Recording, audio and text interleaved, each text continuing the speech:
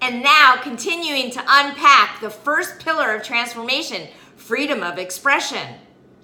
You know, there's something about being yourself at work that confuses people. They never know how much of myself do I really bring to work. Well, you should always be fully yourself.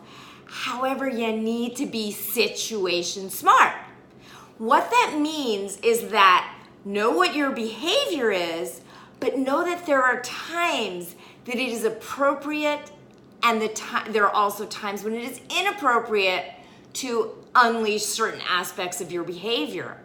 There was a team that I was working with, and this man was so funny. If you wanted levity in a meeting during a really tense meeting, sometimes it was so appropriate. We'd be in stitches, our stomachs hurt from laughing.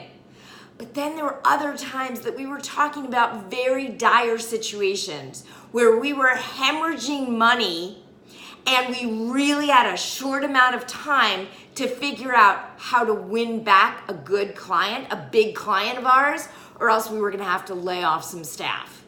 And so he decided it was appropriate to lighten the mood. Now you have to understand we had a deadline. At the end of the day, we had to determine, are we terminating a bunch of people or are we figuring out another avenue? We were really under pressure, and at this moment it was so inappropriate and the faces went deadpan. I mean, people were in shock.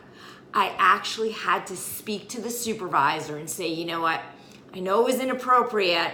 I know he was being himself, but let's let it slide. Tensions are rough. I'll talk to him and I'll make sure it doesn't happen again.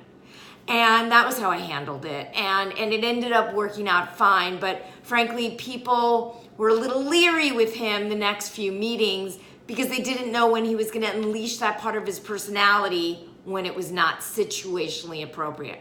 So remember, folks, always look at the situation and decide, at this moment, is it appropriate to unleash some levity or whatever it is?